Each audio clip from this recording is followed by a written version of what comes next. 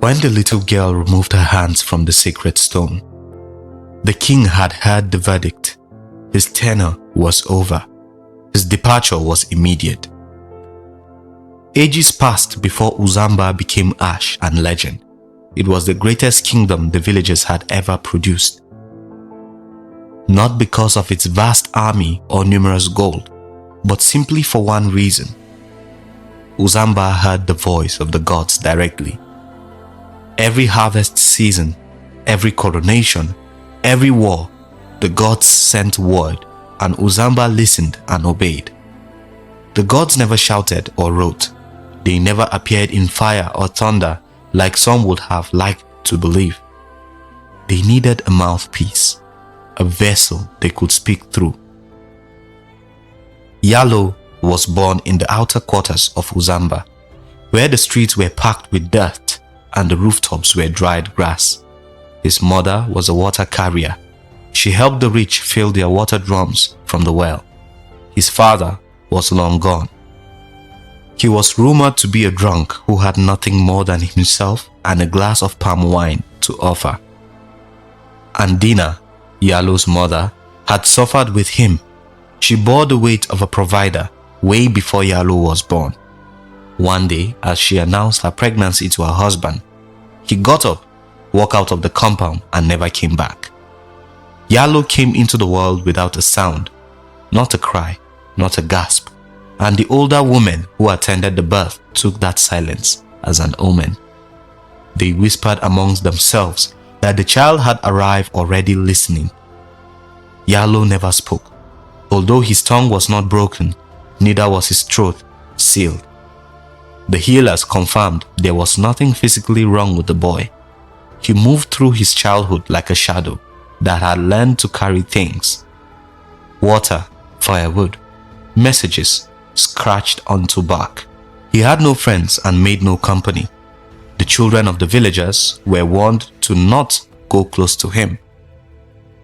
They said Adina's son could infect them with his strangeness. He was invisible in the way only the very poor and the very quiet could be. People looked through him. The court officials used him to carry rolled messages between chambers because he was still forgettable and asked for nothing. But something happened when his skin made contact with those messages. The first time it occurred, Yalo was 9 years old. A council elder pressed a sealed bark scroll onto his palm and told him to take it to the eastern gate. The moment the scroll touched his skin, something moved through him like heated smoke. Not pain exactly, more like pressure. A fullness behind his eyes and chest, as though something was being poured into him. He saw the words burned behind his eyes in vivid physical color. The elder's fears, the secret debt he owed to a rival, the lie he had told the king 3 seasons ago. Yalo delivered the scroll without opening it. He told no one what he had felt. He was 9. He was invincible. And some instinct deeper than thought told him that what had just moved through him was not meant to be shared. By the time he was 14, he understood what he was. Every message he carried became a world inside him. Not just words, but weight. The emotional truth of whoever had written it, whoever had sent it, whatever they were hiding beneath the official language. The next message was a trade agreement between 2 elders. Yalo worked for the owner of the land. Once the deed was done, he asked Yalo to send the letter to the buyer. As Yalo clutched the scroll by his side, he felt the rage seeping through his skin. A vivid image of the ritual items buried in the land ran through his mind. The business was not a transaction, but a threat. His conscience pricked him as he handed the buyer the letter, but he felt there was nothing he could do. Subsequent jobs came, and he was asked to deliver a message from a chief. He was given his daughter in marriage. The strangest part was the scrolls were never unsealed, but Yalo could see through them. More than the words, he felt the emotions and true intentions of the sender. The chief had crafted a special plan to marry off his daughter to a prominent family. As was custom in Uzamba, if the wife died in the first year of marriage, her family was entitled to certain assets from the groom's family. The chief was unwilling to risk the life of his daughter to seize a property that was said to cost several gold tons. Yalo felt all of it, absorbed it, carried it in his skin long after the scroll left his hands. And at night, when the secrets grew too heavy, they burned, small red marks appearing along his forearms and collarbones like embers pressed briefly against flesh. He learned to keep his arms covered. He learned to stand still when the burning peaked. Yalo felt he could not tell his mother. Each night, she told her son countless stories of the ancient past. As she spoke by the midnight lantern, Yalo held his mother close, wishing their mere contact could communicate. Yalo carried the weight of Uzamba's hidden life. That was why the gods chose him. It took place on the night of the dry season's peak, when the air over Uzamba sat thick and unmoving, and the sacred grove outside the eastern wall exhaled its particular smell of old bark and something older than bark. Yalo was crossing the inner courtyard on an errand he no longer remembered, when the stillness hit him, a complete cessation of the world's motion, birds mid-flight frozen in his sight vision, dust suspended in the air, and the distant sound of the palace drums cutting out mid-beat. Then pressure in his right palm. Though he was holding nothing, he looked down at his open hand. Something was there, not visible. He would spend years trying to describe it later, and the closest he ever came was this. It felt like a word that had been spoken by something vast, compressed into the size of a seed, and placed directly into his bloodstream through the center of his palm. The gods had given him a message. He stood there in the frozen courtyard and felt it move through him. His legs weakened, his breath shortened. The marks on his arms blazed hot enough that he nearly cried out. The message was for Oba Kethiru, king of Uzamba, and it was a death sentence. Oba Kethiru was not simply a king in Uzamba. The king was the living bridge between the world of men and the world above. His blood was the contract. His continued reign was the reason the rains came, and the reason the harvest held, the reason the gods still watched. But contracts expire, and the gods in their message to Yalo that night had declared that the contract was ending. Kethiru had reigned for 30 years. He had been a good king, firm, occasionally brutal in the way all kings must be, but honest in his dealings with the divine. The message carried no anger, no punishment. It carried only the cold, clean logic of the sacred order. The king's cycle was complete. He was to be brought to the sacred grove at the next full moon, offered back to the earth from which kings are made. A new reign will begin. The land needed the sacrifice. Without it, the divine thread connecting Uzamba to the gods above will fray. This was not unusual in the ancient compact of Uzamba. 3 kings before Kethiru had willingly gone to the grove. To be chosen for the renewal was considered the highest honor a king could receive. Yalo understood all of this. The message made it plain with the particular clarity that divine words carry. They are not cruel, not apologetic, simply true in the way that sunrise is true. He also understood what he was, a 14-year-old mute boy from the outer quarters, now carrying in his body the news that the most powerful man in the known world was going to die. He spent 3 days not sleeping. On the 4th day, Zandiru found him. Zandiru was the first elder of the council of Uzamba, the second most powerful man in the kingdom. He had spent 30 years ensuring everyone knew it. He was old in the particular way of men who had survived by being more dangerous than those around them. Not frail, not slow, but like wood that has been under pressure so long it had turned to something harder than itself. He had watched Yalo for years, not obviously. Zandiru never did anything evidently, but he had noticed the boy with the covered arms who never spoke and always delivered his messages without unsealing them, who seemed to know which route to take before anyone told him, who occasionally paused mid-errand and stood completely still, as though listening to something no one else could hear. Zandiru was not a superstitious man. He was the opposite. A man who understood that what others called supernatural was simply information that had not been explained yet. And to him, information was the only currency that mattered. He approached Yalo in the outer corridor near the message room and dismissed the other runners with a hand. Then he sat beside Yalo on a low bench and said nothing for a while. When he finally did, he told Yalo that he had observed him for a while, and even though he could not prove what was going on with Yalo, he saw enough and knew the boy carried things that he was not supposed to carry. While he took a sip from the water on the bench, he went ahead to tell Yalo he was too old to be scared of things he could not name or pretend he had not seen before. Yalo's hand found the edge of the bench and stayed there. Then he asked what the gods had sent. Yalo said nothing, but his arms burned beneath his wrappings.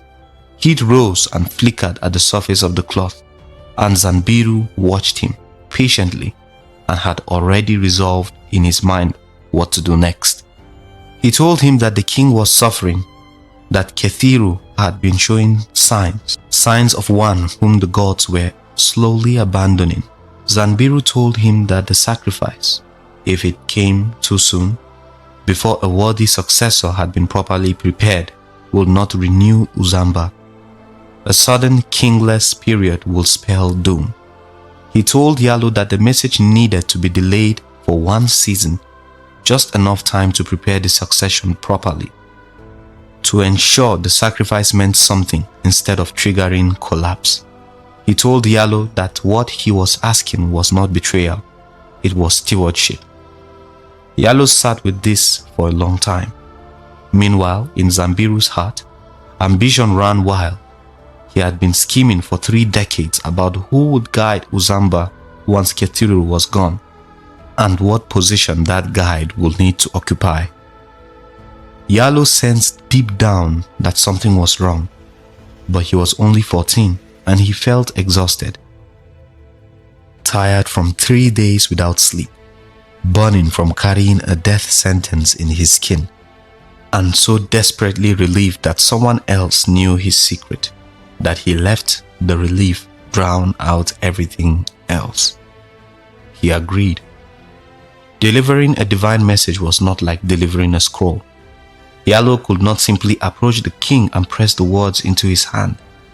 The sacred protocol of Uzamba required that divine messages be delivered through the ritual of the open palm. It was a ceremony held during the king's morning audience, where the messenger would approach the throne, place both hands on the sacred receiving stone, and allow the message to pass from skin to stone to king. The stone was the intermediary. The stone did not lie. Everyone in Uzamba knew this. What nobody knew was what perhaps only Yalo understood, that the stone did not verify the message.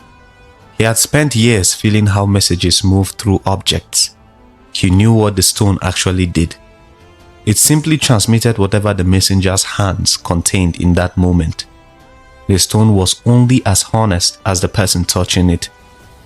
On the morning of the 7th day, Yalo stood in the great audience hall and pressed his hands to the sacred stone, and he held back the death sentence. What he allowed through instead was a smaller truth he had constructed from the edges of the real message that the gods were watching, that the king's reign remained in their regard, that Uzamba should prepare its sacred spaces for a coming transition. He felt the message leave him, felt the burning in his arms ease, the particular relief of finally releasing something he had been holding too long. He did not understand yet what had just left him was not only the message, it was the last version of himself that had never done something like this. The king received the altered words through the stone. His face showed relief. He dismissed the court and returned to his chambers. The audience hall emptied. Yalo stood beside the sacred stone alone for a long time. He pressed his palm flat against it one more time, quietly when no one was looking. The stone was cold. It had never been cold before. The rains did not come that season. There was water enough to prevent immediate disaster, but the quality of it was poor. The rivers ran low. The harvest came in thin. The priests of the sacred grove reported that the trees were behaving strangely, not growing or drying off, but paused, as though holding their breath. Uzamba noticed. They felt disruptions in their divine connection. The council gathered. Zanbiru presided, which he had been doing increasingly as the king's attention grew disturbed. Interpretations were offered.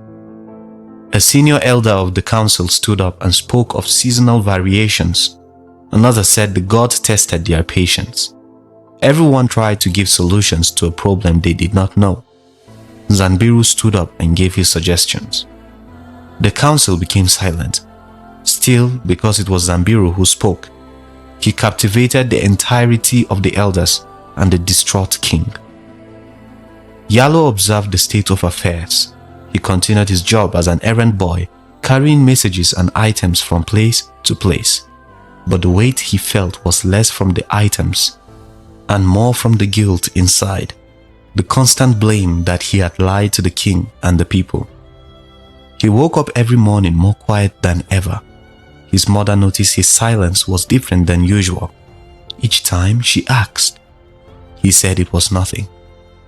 To make matters worse, the marks on his arms spread. They ran all through his forearms, shoulders, and finally reached his collarbone.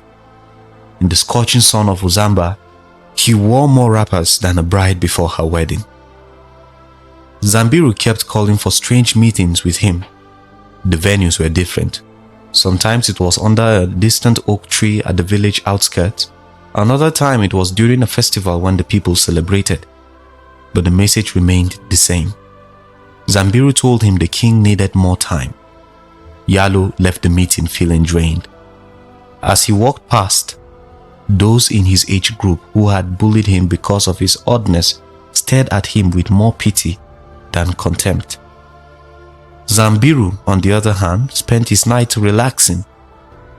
He visited the most reserved joints and ordered kegs of palm wine to think. He knew he had Yalo trapped.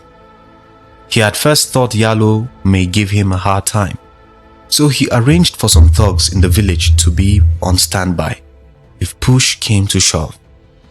But so far, Yalo had been compliant. He sat in silence more often than not. He went to the stream when fetching hours were over. 5 years passed and Yalo remained the same, quiet and unusually reserved. He continued his daily errands, assisting his mother when he could as well.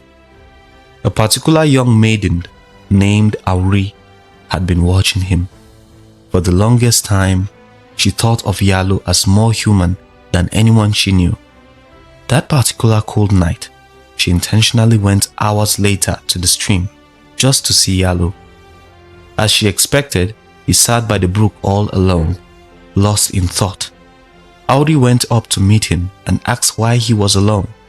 Yalo said nothing but urged her to fetch and leave. Auri didn't leave. She stayed with him, discussing matters that were not relevant to him and Uzamba as a whole. After an hour, Yalo stood up and left. The challenge with Auri was that she never knew how to give up. She went back again. And soon, it became a pattern. She was everywhere Yalo was. Yalo feared she would soon discover his secret. She might follow him one day and see him with Zandiru. So he cornered her, leaned into her demands, and discovered all she wanted to do was to be his friend. Yalo entertained her friendship with caution. He agreed to let her join him in running errands and even spoke with her during their moon's festivals. When she walked with him, many of the villagers who never noticed him began to see him. The lowly and invisible Yalo was becoming seen. There were many who made their whispers loud. Some were bold enough to openly confront Auri. Elderly women spoke of the rumors surrounding his birth. The men claimed he was too quiet for a young man. The warnings told her to stay away from Yalo, simply because they did not know him enough to understand him. Auri turned a deaf ear.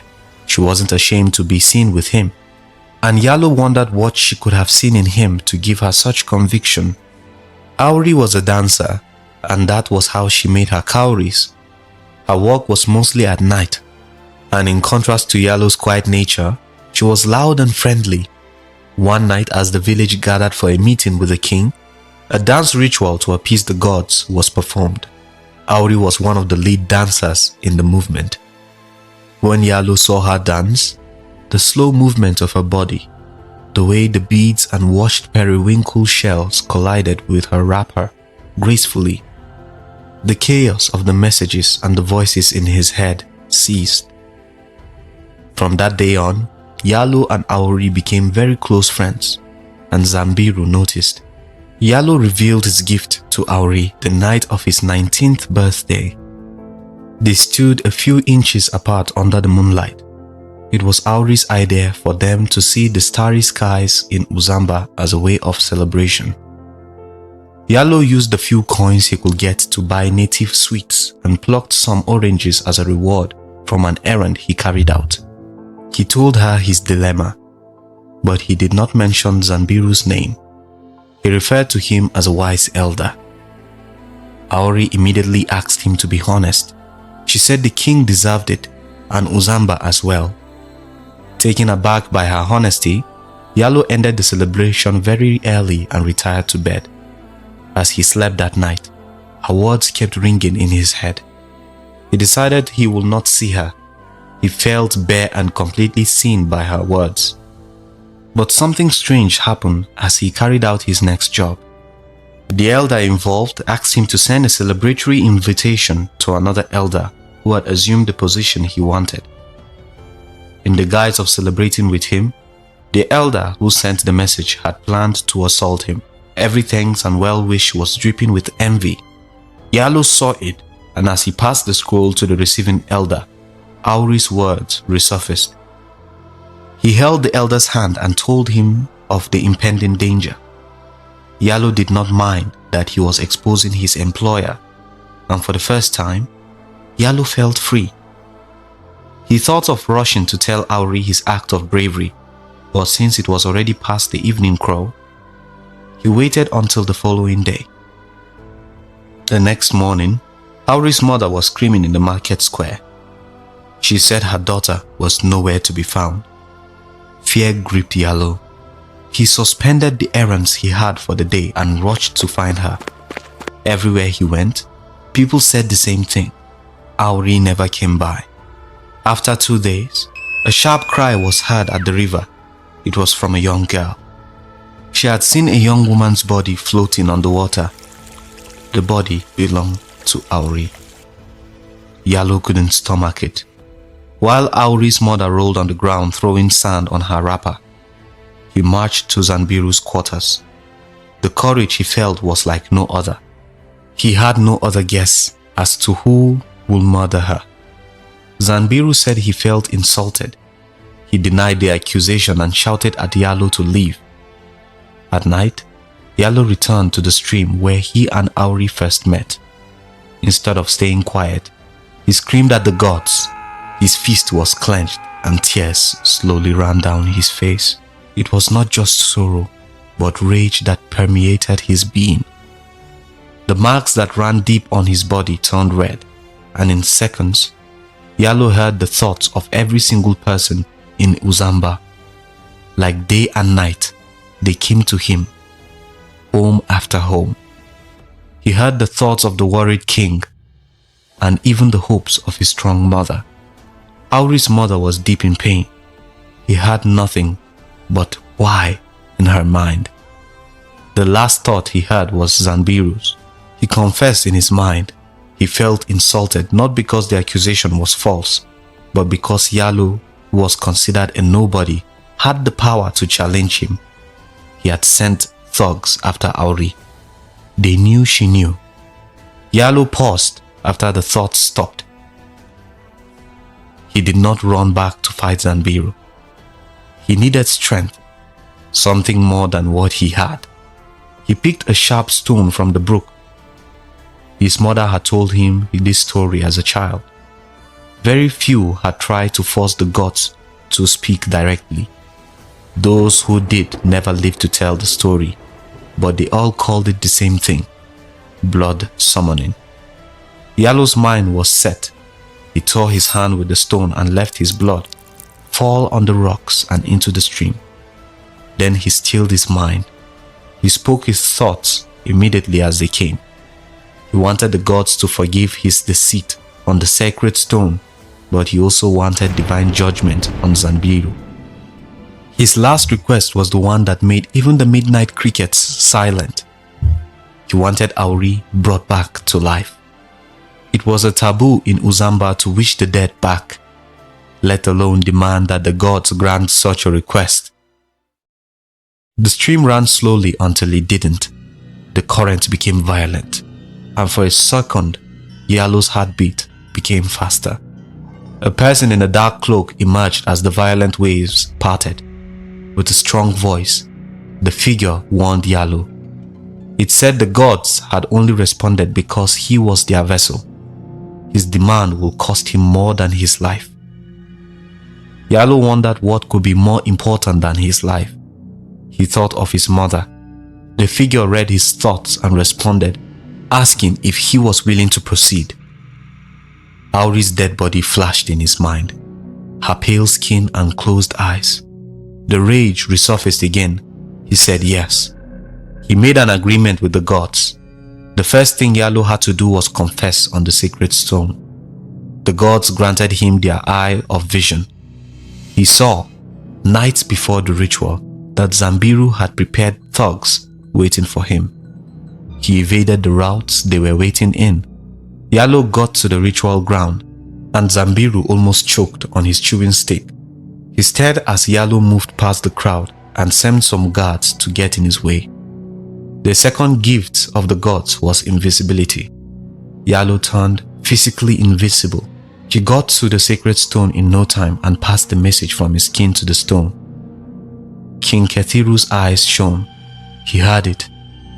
Yalo quietly exited, and Uzamba fell into mourning at the soon-to-be departure of their beloved king.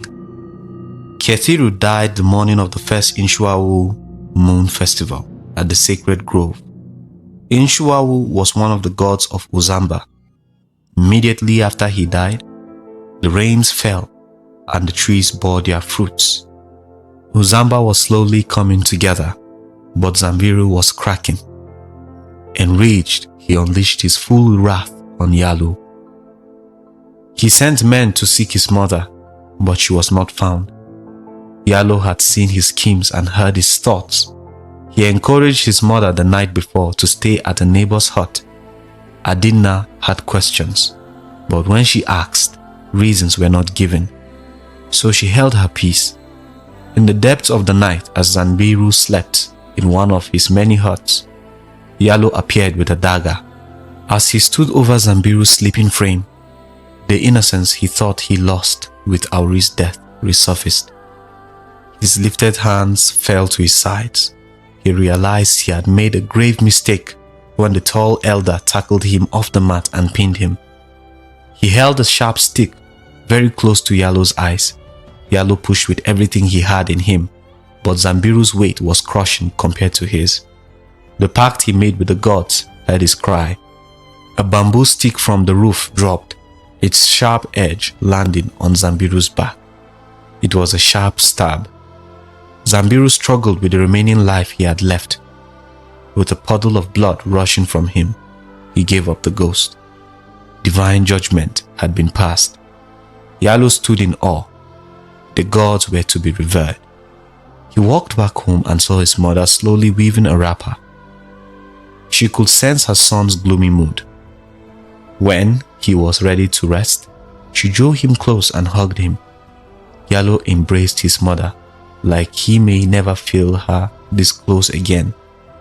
The next day, he went back to the stream where the pact was made. He summoned the gods again. It was time the final agreement was made. Yalo waited for the figure, but rather than the person, a scroll flew through the air and Yalo caught it. In ancient Uzambian scribbles, the gods had written directly on a scroll, defying every belief Yalo had. He touched the scroll and the marks on his body resurfaced. The gods had once again spoken, and it was final. Auri will live again. Her revival will be in 10 market days. Yalo would only glimpse at her before his contract expired. The cost of his agreement was not mentioned. Yalo had a fair knowledge of the gods, but he could not anticipate what he would lose for his bargain. He walked the roads of Uzamba and went home. Yalo spent the next few weeks running errands and making as many cowries as he could for his mother. Uzamba speculated about the appointment of their new king. Since the gods made the choice, they could only endure and hope it will be soon. Neighboring kingdoms like Vethari heard word about their situation. They began to set up for war and conquest battles. 8 market days had passed and the people still waited. By the 10th market day, Yalo hurried to where Auri's body was buried. He sat on the sand waiting for a sign. As the dawn turned to dusk, he fell asleep. A gentle tap woke him the next morning. It was Auri. She looked more alive than she had ever been.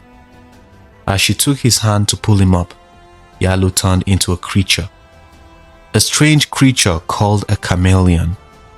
Auri did not scream. She walked away like she had not even been there in the first place. It was then the gods told Yalo the cost. His entire existence was wiped out of history. Yalo would only exist as something considered invincible, something that blends. Since he had decided to bend and not stand for their truth, it was his curse until he was killed, eaten, and dead. He would remember, but no one else, including his mother, would remember. Someone named Yalo was born. Yalo lived the remainder of his days blending with everything and anything to survive. He watched Uzamba rise. He watched it fall. The gods sent a mirror, a supernatural artifact that chose the next king and told him the number of years he would reign. They no longer trusted human vessels to relay their messages. Uzamba's next king was Kethiru's first son, Prince Momabu. He ruled Uzamba like his father in peace and tranquility. Although he fell sick often, he led Uzamba through its first war with the Vethari kingdom. They were victorious but had some major casualties. Momabu passed away before his appointed time due to his sickness. Then Uzamba once again prayed to the gods for a new king, and another king was placed in power. For decades, the people faced the same pattern. A new king appointed by the gods. He dies or his contract expires, and they beg the gods again. Tired of the cycle, the people of Uzamba became angry with the gods. In rebellion, they broke the sacred artifacts, including the mirror and other items. The gods were enraged and turned creation against the people. They caused pestilence, hurricanes, and dryness. The seas and rivers swallowed people whole. The news of the war between gods and man in Uzamba spread far. Other kingdoms resigned their will to fight the land. Uzamba was called the land against itself. Yalo watched through the eyes of a chameleon. He watched where he had grown up, torn apart by the very beings who ought to have protected it. He watched his mother grow old and ill, unable to be there for her. She passed on as the kings were changed. She saw Auri grow into a beautiful young woman. She stopped dancing for a while and settled into marriage. She bore children and eventually grew old. As a chameleon, all Yalo could do was watch. He watched the result of one wrong decision play out in its fury. Uzamba fell, and slowly it became a forgotten land, a legend.